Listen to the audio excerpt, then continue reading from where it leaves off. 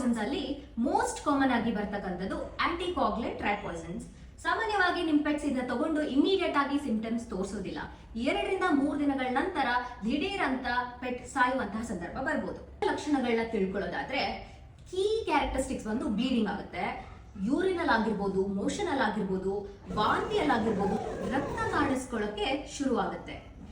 ಈ ಒಂದು ಹಂತ ನೀವು ತಲುಪಿದ್ರೆ ನಿಮ್ಮ ಪೆಟ್ನ ಉಳಿಸ್ಕೊಳ್ಳುವ ಸಂಭವ ಬಹಳ ಕಡಿಮೆ ಇರುತ್ತೆ.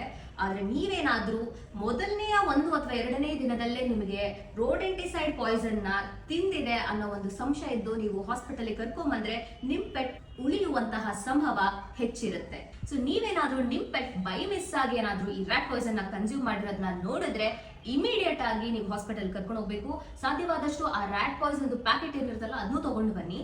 ನಾವೇನ್ ಮಾಡ್ತೀವಿ ಅಂದ್ರೆ ಇಮಿಡಿಯೇಟ್ ಆಗಿ ವಾಂತಿನ ಇಂಡ್ಯೂಸ್ ಮಾಡಿ ಅದನ್ನ ಹೊರಗಡೆ ತೆಗೆಯಕ್ಕೆ ಪ್ರಯತ್ನ ಪಡ್ತೀವಿ. ರ್ಯಾಟ್ ಪಾಯ್ಸನ್ ಬದಲಿಗೆ ನೀವು ಪೆಟ್ ಸೇಫ್ ಆದಂತಹ ಟ್ರ್ಯಾಪ್ ಅಂತ ಬರುತ್ತೆ, ನೀವು ಅದನ್ನ ಯೂಸ್ ಮಾಡೋದು ಉತ್ತಮ. ಇದನ್ನ ಮಾಡೋದ್ರಿಂದ ನಿಮ್ ಮನೇಲಿರೋ ಇಲಿಗಳ ಕಾಟನೂ ನಿಮಗೆ ತಪ್ಪತ್ತೆ, ನಿಮ್ ಪೆಟ್, ನಿಮ್ ಕಮ್ಯುನಿಟಿಯಲ್ಲಿರೋ ಪೆಟ್ ಹಾಗೆ ಬೀದಿ ನಾಯಿಗಳು ಕೂಡ ಸುರಕ್ಷಿತವಾಗಿರ್ತಾರೆ.